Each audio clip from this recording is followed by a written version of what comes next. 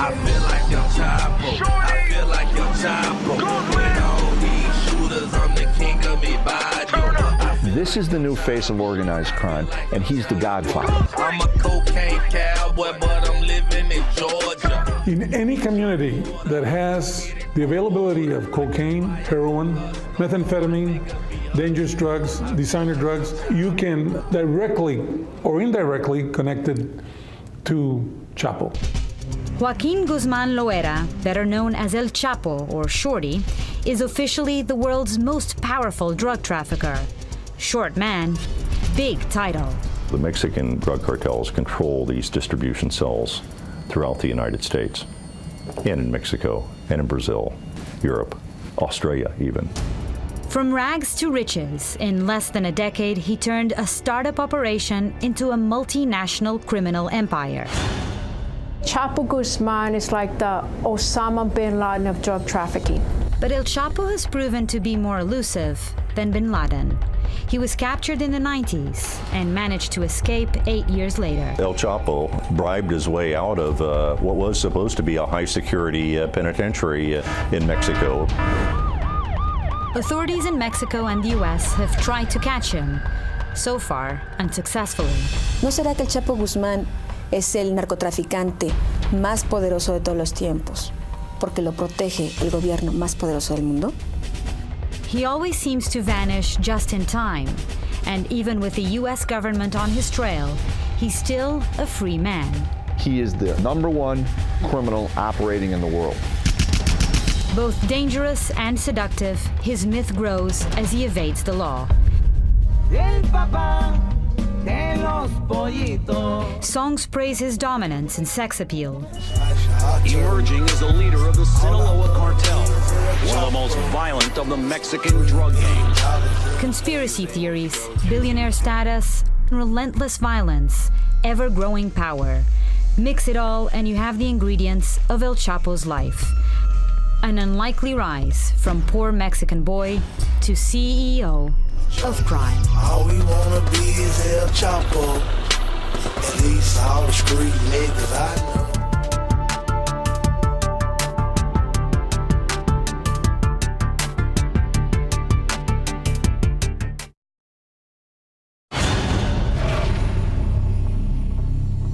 That's why we decided to take this extraordinary move. There's no question that Guzman is public enemy #1. Chicago, America's third largest city. With almost 800,000 Hispanics, it's a stronghold to the shadow known as El Chapo. Here in Chicago, Chapo's really taken a hold because it is a foothold through the Midwest. But most importantly, we may have here the 4th or 5th largest Mexican population outside of Mexico. It allows Chapo's organized crime surrogates, quite frankly, to hide amongst tens of thousands of hardworking, law-abiding Mexican Americans. In the 1930s, Al Capone was Chicago's public enemy #1. Today, that title is held by El Chapo, a man who has never set foot in this city. Guzman is by far the greater threat to the citizens of this community and the United States. This drug kingpin declared in 2006 that he wanted to make Chicago his distribution center, and he did. With the help of two of the most powerful gangs, the Latin Kings and the Gangster Disciples, he controls 80% of the heroin, cocaine, marijuana, and methamphetamine that floods Chicago, netting him at least $3 billion a year. Primarily, the largest, most violent gang in the city is the Gangster Disciples. They are the ones, for the most part, along with the Latin Kings, that control the movement of heroin on the streets of Chicago. Approximately 100,000 documented street gang members. Chicago, the Midwest, and border cities have all been heavily tapped by the Sinaloa cartel, El Chapo's criminal organization. Arizona is one of the busiest areas for drug trafficking along the U.S.-Mexico border. Tucson Border Patrol sector accounts for 49% of the seizures along the southwest border when it comes to marijuana. but his reach is even bigger. The Sinaloa cartel doesn't only control the Arizona southwest border. They also have the wholesale contacts of Colombian cocaine, because they also control the passageways from Colombia into the United States via Guatemala, because the drugs come in through those states as well, by air, by boat, and by land transit. The purpose of the transnational criminal organizations, it's profit. It's getting the product from point A to point B, whether that's narcotics or whether that's people.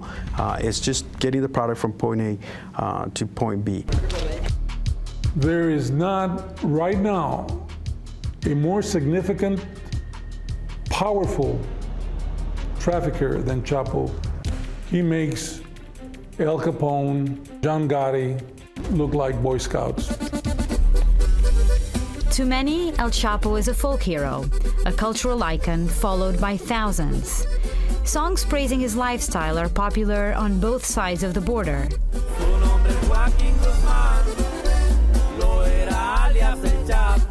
All I wanna be is El Chapo. $3 billion in pesos. This team of investigative reporters from Univision spent months digging into his life to unravel the true El Chapo and to understand how a man who appears to be everywhere remains so elusive. El Chapo is everywhere, and they're not embarrassed or shy about saying, no, no, no.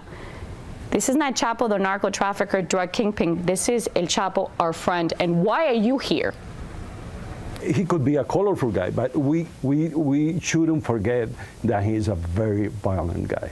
To see all this chaos and all this destruction and death and come from this one guy, you go, oh my God. I mean, he's everywhere, so we could go everywhere and do a story about El Chapo. When we come back, the Univision team takes us into the heart of El Chapo country in Mexico, to the capital of his worldwide drug empire.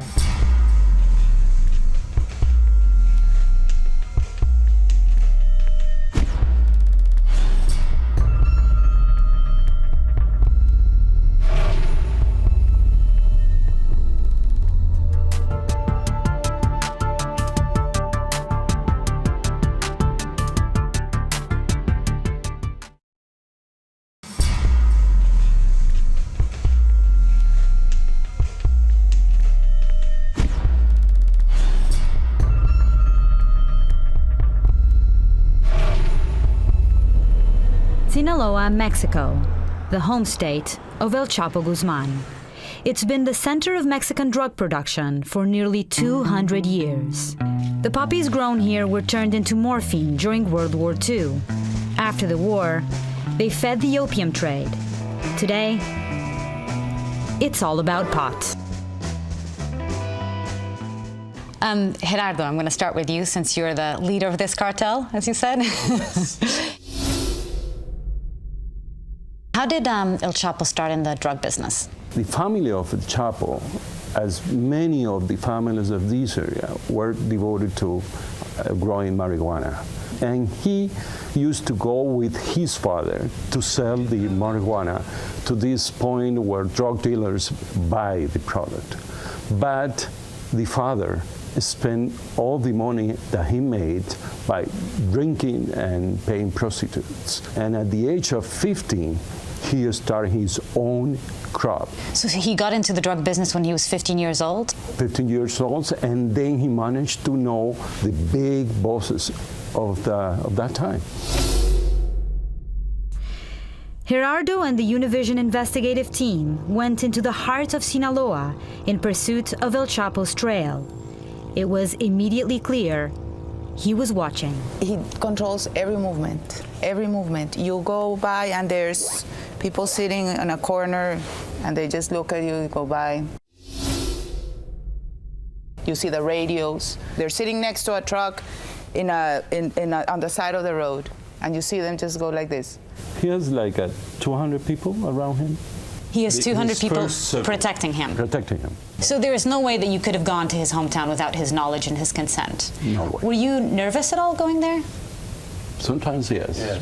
I was very nervous. To enter Badiraguato, the small town near El Chapo's hometown of La Tuna, required special help from a source whose identity we're not allowed to disclose.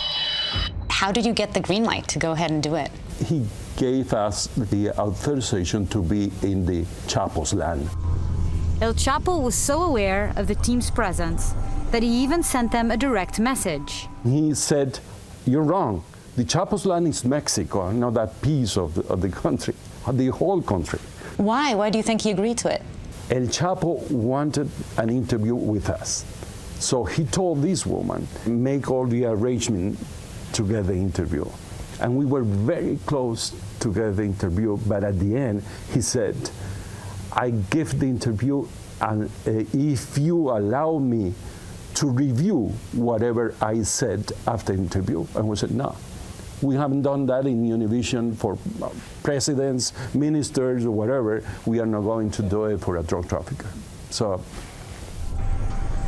to many in Sinaloa, El Chapo is not just a drug trafficker. He's a hero. They see him as a modern-day Robin Hood. They like him because he came from poverty. And the myth is that he helps the poor people of the Sierra, the mountain range where he grew up.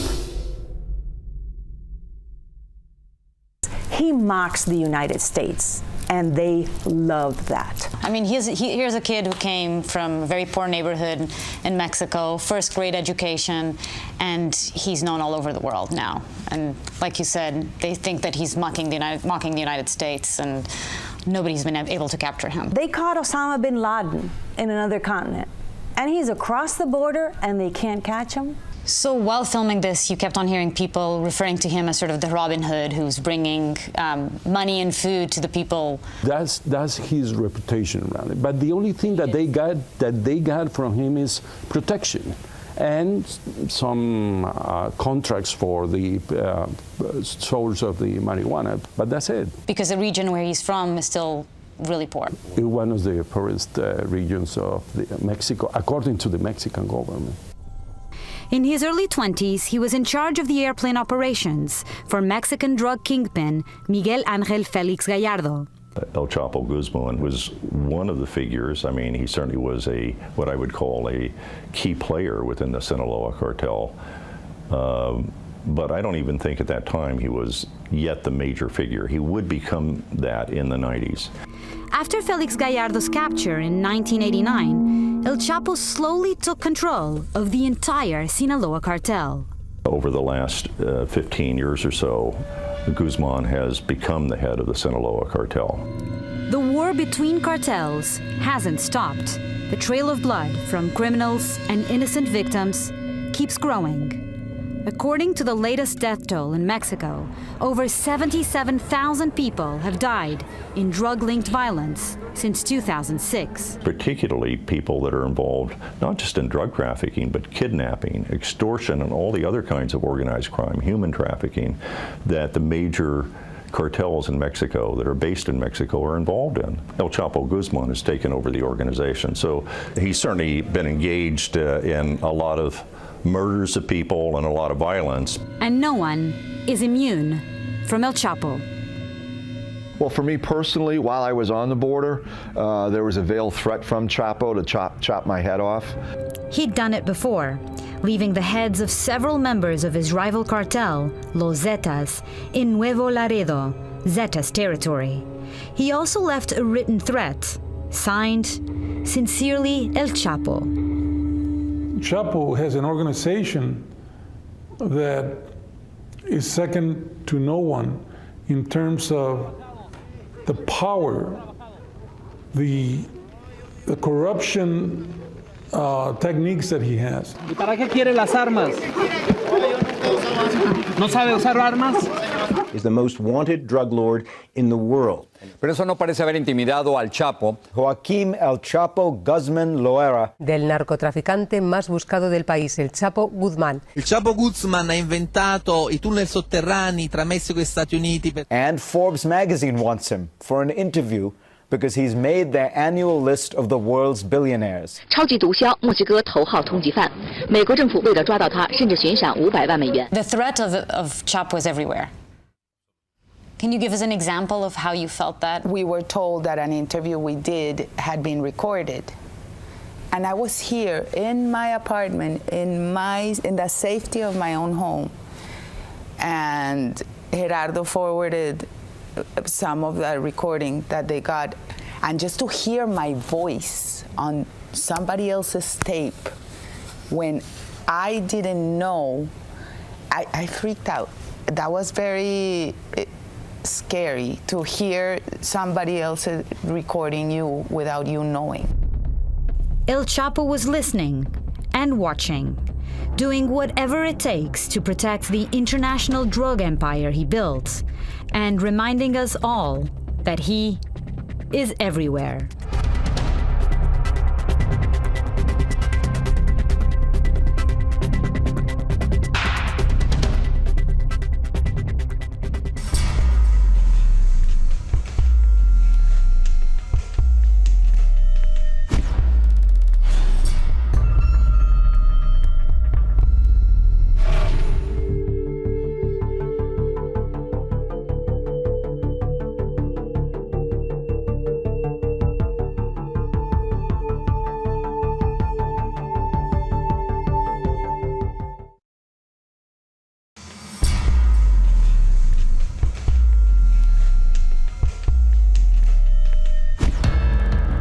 El Chapo has built a huge multinational criminal organization, unparalleled in history.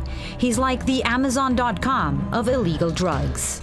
This guy is a business logistic genius. If he had chosen to go the right way, he might be the head of Univision or ABC or another major corporation. That's how smart he is. They pretty much control the wholesale, the trafficking, and the distribution of all drugs that come into Arizona and a bigger part of the United States. His corporation acts like a computer virus, grabbing information, expanding territory, destroying enemies, and taking control. Un cartel funciona como cualquier organización, corporación. Hay un jefe que está encargado de toda la organización, tiene varios lugartenientes y con ellos pasan órdenes a los jefes de plazas. With a simple formula that offers partnerships, he diffuses potential enemies and turns them into allies, and sometimes even friends.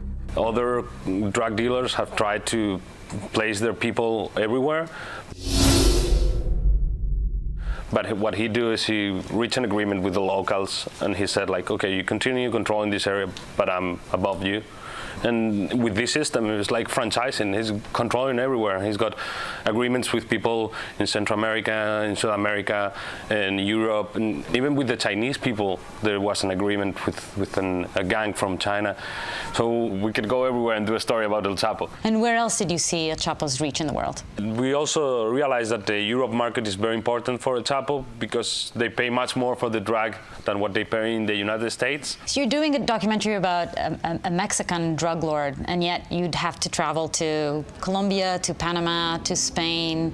What does this tell you about his reach around the world? Yeah, he's everywhere. And the amazing thing is that he also threatened people in Spain. I mean, I didn't expect the Spanish authorities to be threatened by El Chapo, but then the man who handled this operation didn't want to go on camera, and I finally convinced him, but he asked me not to release his name or his surname.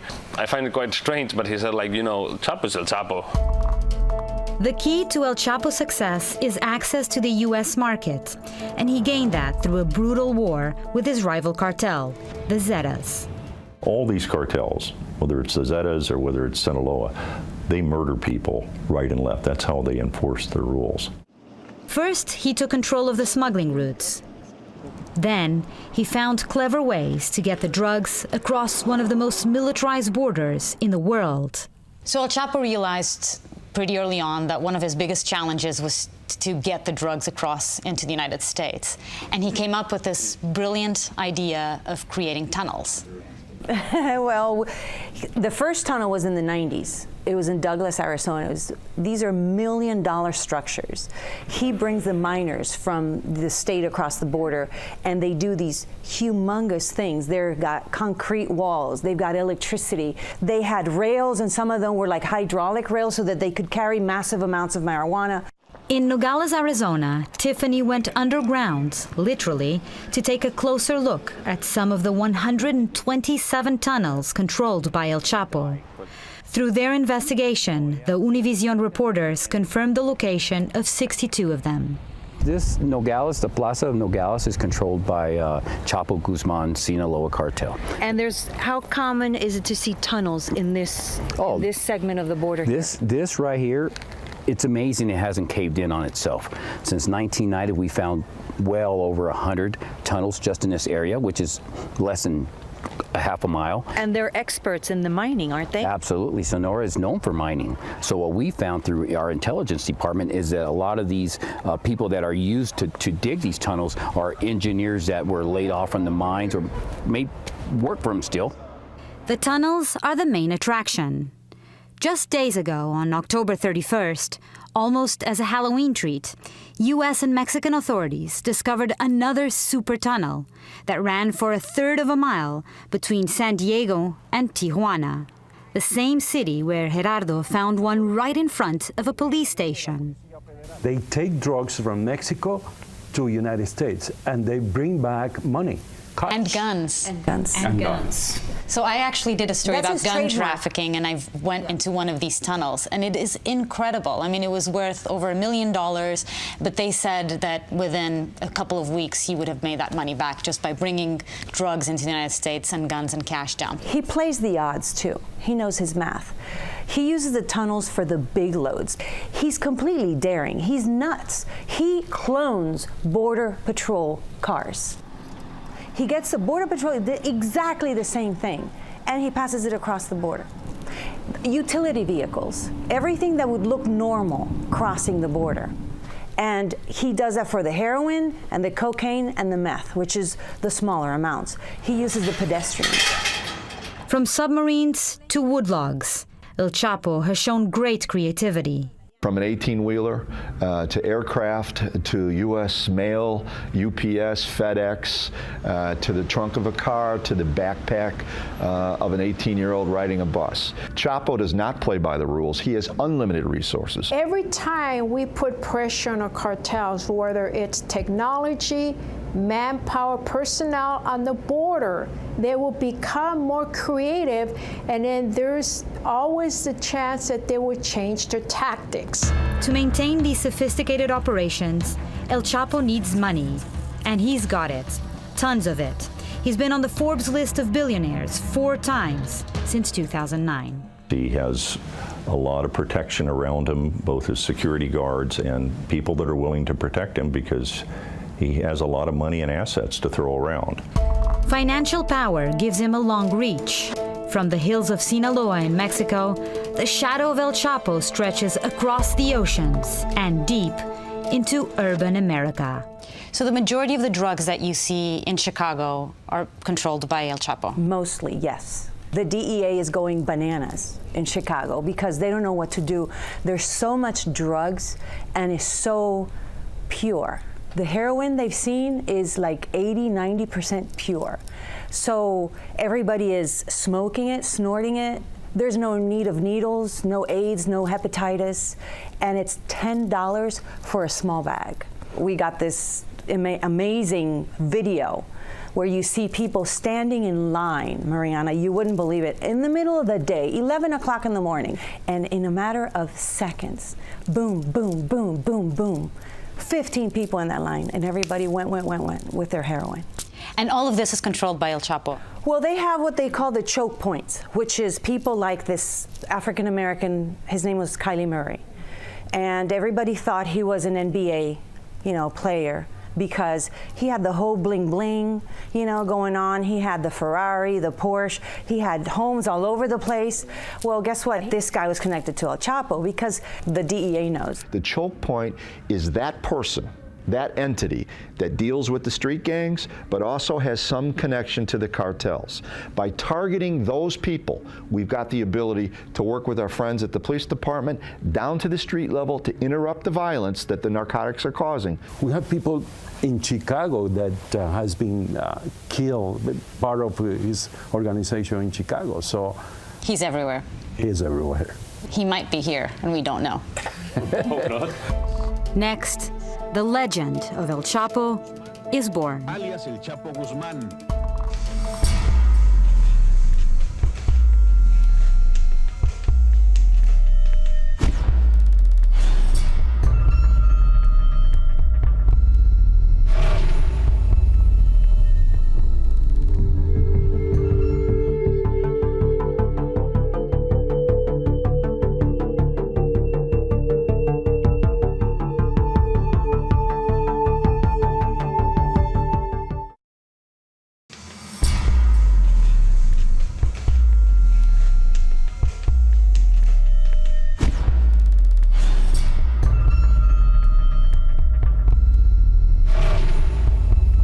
For years, El Chapo built his empire in relative obscurity, killing competitors, cutting deals, and bringing tons of drugs into the US.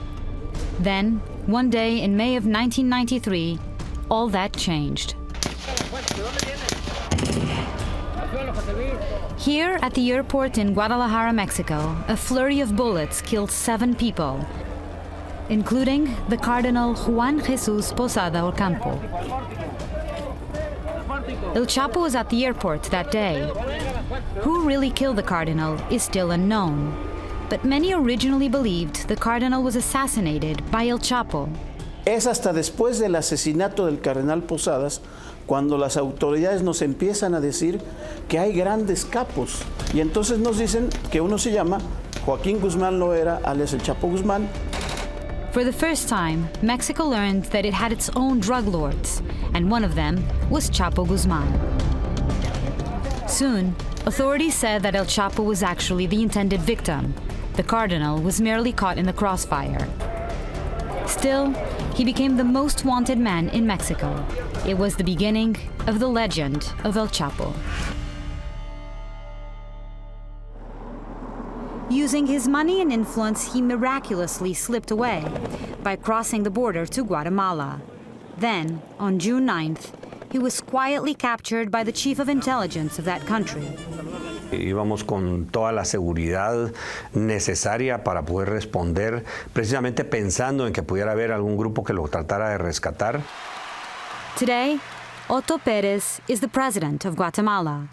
For 20 years, he never spoke about the capture. He feared for his family's safety. Mi familia, mi hija especialmente, tuvo una cuestión que nos pareció muy rara en su momento a nosotros, y se bajaron 4 personas armadas con fusiles y le empezaron a disparar. Ella vio todavía cuando uno levantó el fusil, se hizo a un lado y puso el acelerador. Ella recibió 3 impactos en su cuerpo. Gracias a Dios no perdió el conocimiento. Y el vehículo tenía 50 disparos de fusil. I had an interview with the president of Guatemala, and he said that he suspected that El Chapo Guzman was behind an attempt to kill his daughter in Guatemala. El Chapo offered Pérez a deal. If he let him go, Chapo would give Pérez millions of dollars and tell him where to intercept 5 tons of cocaine. So the first thing El Chapo tries to do when he's captured is to bribe this guy. I have 1 million, 2 million. I can give you a shipment that I'm prepared to send to the United States in El Salvador, 5 tons of cocaine. Pérez turned the bribe down. So they say no, and they report the shipment and take him to Mexico. With his hands and feet tied, Guzman was turned over to Mexican authorities. Then, during the flight back to Mexico, El Chapo decided he had something very important to say. He said, I wanted to give a statement. So he called one of the officers to take note. And he mentioned all the names of officials from Mexico and Guatemala that he has bribed in the years before. One copy of the document that remained was handed over to Mexican prosecutors. En ese documento se hace un informe de cómo fue aquello, el interrogatorio, tal. Y hace una denuncia, o transmite una denuncia del Chapo, de que le daba algún dinero a alguien que había sido su procurador. That paper, that document that was prepared by this official was lost. It's a common theme. Anything that has to do with El Chapo, papers seem to disappear. It happened with the investigation of the Cardinal. Over, I think, 1,000 documents went missing. Nobody seems to know what happened to them. So it seems that wherever he's involved, things get lost, mysteriously get lost. And I guess it's a lot of people, it's in their best interest that he never get caught. Ironically, the only time El Chapo was arrested was over a crime he didn't commit. El Chapo was first sent to a strict penitentiary, where he couldn't even talk to other inmates. He complained and got moved to the Puente Grande prison in Jalisco. With bribes and intimidation, he turned the jail into a 5-star hotel, full of special privileges. Le permitían la entrada de prostitutas, le permitían la entrada de Viagra, porque el Chapo Guzmán consumía Viagra, cocaína, y le permitían, no solo eso, le permitían también tener acceso sexual a reclusas que estaban ahí. One of them, Zulema Hernandez, became his girlfriend. And in one of the many love letters El Chapo sent her, he told her that after 8 years behind bars, he would soon be free again. Were there other prison officials or guards that were aware of this and allowed this to happen because they were paid bribes or intimidated in some way? It seems unlikely that he just got into a dirty clothespin and got rolled out of the prison without a fair number of people having been paid off to help him escape. And to this day, he still eludes those trying to capture him. I had 2 crews in Guadalajara. When Univision News managing editor Maria Martinez Henao went back to Guadalajara to report for this program, she was reminded of El Chapo's far-reaching influence. So I'm in Guadalajara with 2 crews. One was working on some other story, had to do with drug trafficking, in which a Puerto Rican national was in a jail. So I'm interviewing his lawyer. And the lawyer says to me, "You haven't been honest, have you?" To me. And I said, "I'm sorry? Honest about what? Why do you have a crew in the Guadalajara airport investigating El Chapo?" And I said, "Oh, well, we're working on a Chapo special. How are you involved? Are you one of El Chapo's lawyers?" And he said, "I'm his friend." Once again, El Chapo had eyes and ears everywhere. When we come back, how the world's most powerful drug lord evaded capture, and a surprising connection El Chapo has to the United States.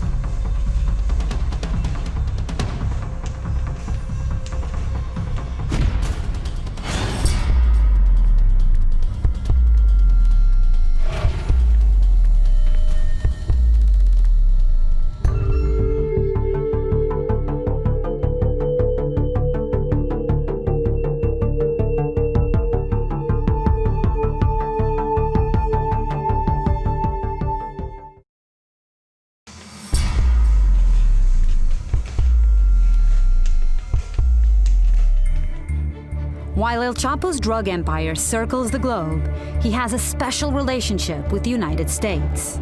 I see young people dying from heroin overdoses, and I see gang members shooting it out, killing innocent people because they want to control the market because it's the way they make their money. And I see Chapo sitting on a mountain in Mexico counting his money. We look around Los Angeles, New York, Miami, Houston, many cities across the United States. The major, what I call first level of wholesale distribution, multi-kilo distribution, that's controlled by the Mexican cartels. In 2009, the DEA found El Chapo Sinaloa cartel operating in 64 American cities. But his ties to the U.S. run even deeper. We unearthed a driver's license with his picture. We saw it was like, that's his picture. It was An American driver's license? Yes, from California. It's his picture with another name and another address, but it's his picture. And he used it for buying 2 cars. He bought 2 Corvettes. To bribe some comandantes in Mexico. To bribe Mexican generals. Bribery is key to El Chapo's success at remaining free. He's able to certainly corrupt officials. He's able to intimidate government officials. And that might explain what happened to a Mexican general who tried to capture El Chapo. Yeah, there was a military that worked in Sinaloa, in the place where El Chapo controls, and he was fighting against El Chapo. He actually take his militaries to the hometown of El Chapo. He landed his helicopters near El Chapo's mother's home. So the Chapo's mother was really pissed off, and she put a complaint on the human rights. After 3 years fighting against El Chapo, they sent him to Russia. And he believes it was because he was getting too close to El Chapo that he was sent to Russia. Well, you know, a military won't ever tell you that, but he said, like, well, I have to do what my bosses said, but I'm sure he was not happy with that. And 45 minutes, he was talking about El Chapo without saying El Chapo. So he said, like, the man you're talking about, the boss of the cartel, the one who controls the area, but never mentioned El Chapo with his name. We have talked here about El Chapo as a businessman, El Chapo as a genius for controlling markets.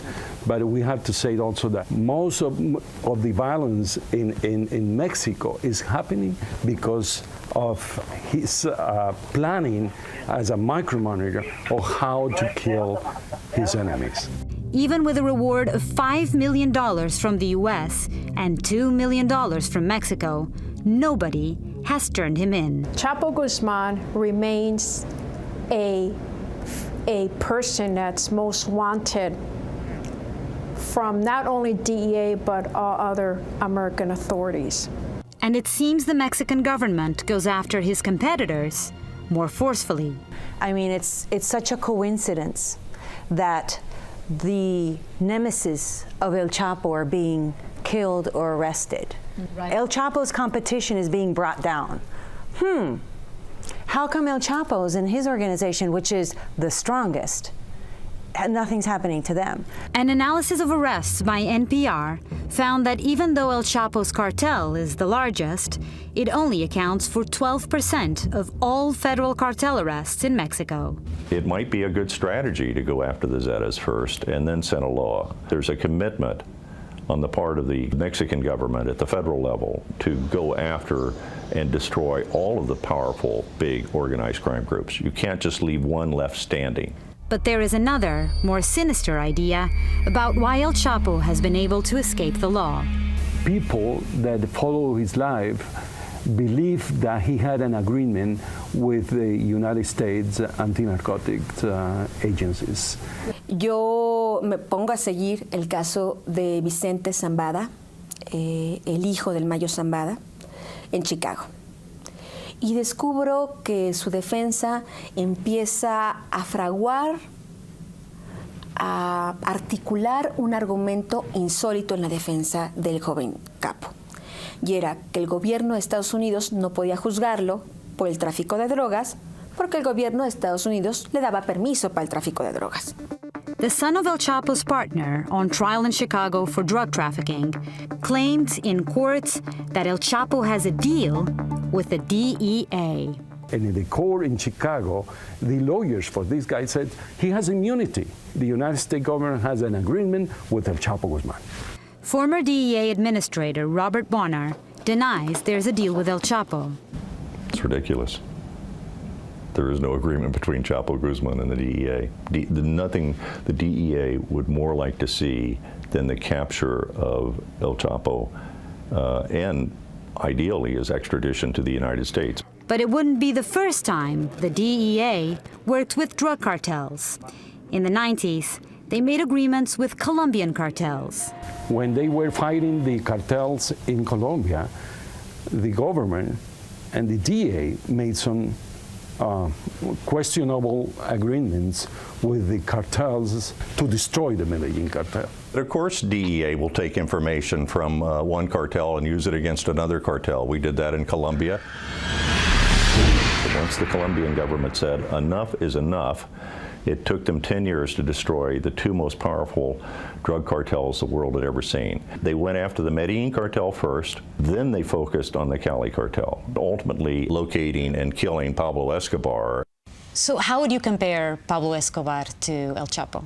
El Chapo has more money to pay bribes than Pablo Escobar. The Medellin cartel paid bribes for getting some specific favors. My impression is that El Chapo paid monthly bribes. El Chapo is a bigger player in this arena. Pablo Escobar only controlled cocaine. El Chapo controlled every drug that you can imagine. And he is in Europe, he's in Africa, he's in the United States, and all Latin America. He's bigger. He's a global player. He is. Others think that the governments of both the US and Mexico are simply not doing their best to capture the CEO of crime. All Mexico has to do is look to the way Colombia took care of business. And yes, the US had to help. Mexico cannot do it alone. The U.S. has to be involved. If you cut the head off of a snake, the snake is not going to exist anymore. It's interlinked, like the CEO of a corporation.